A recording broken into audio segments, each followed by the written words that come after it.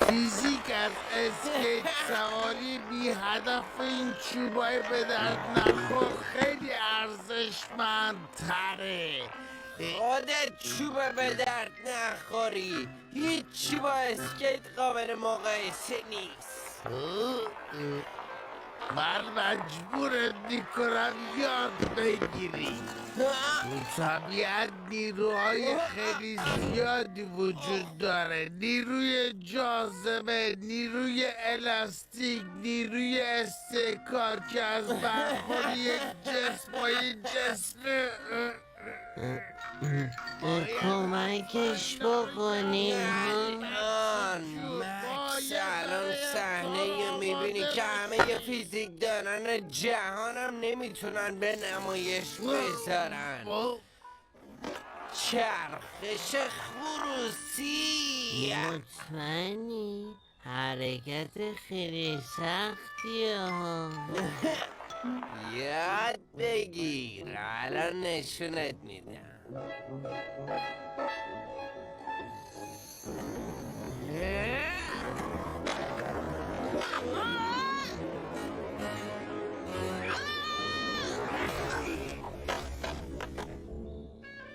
الکس، زنده ای؟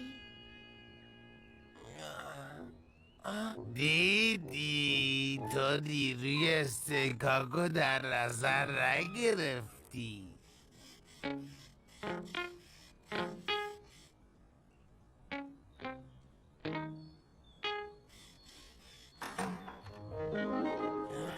خوبیش اینه که دیگه از دستم نمیتونی فرار کنی.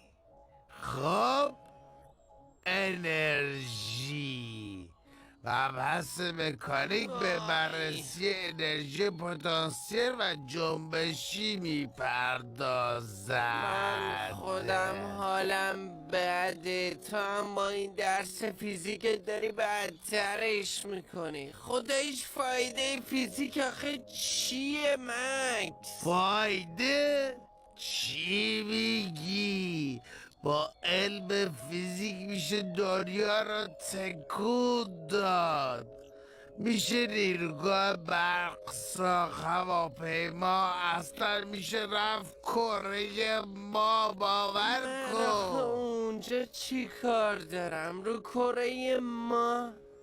اینجا رو کره زمین فیزیک به هیچ دردم نمیخوره. واقعا؟ باشه، من الان بهت ثابت میکنم به درد میخوره یا نه. الکس نگاه کن.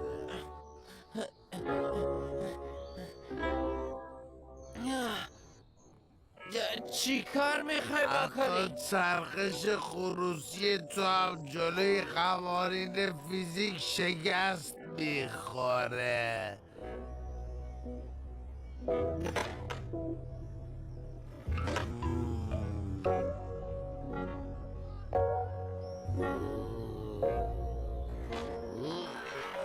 سرعت میگیریم، وزن بدن منهای نیروی جاذبه، مقاومت هوا رو در نظر میگیریم و حالا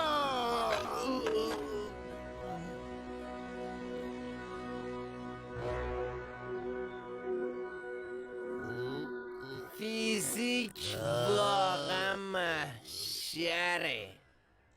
تو با اینکه اصلا اسکیت سواری بلد نبودی ولی تقریبا موفق شدی چرخش خروسی بزنی. البته بهتر بود علاوه بر علم فیزیک آمادگی بدنی هم در نظر میگرفت. این قانون مانونا رو به منم یاد میدی مکس ها؟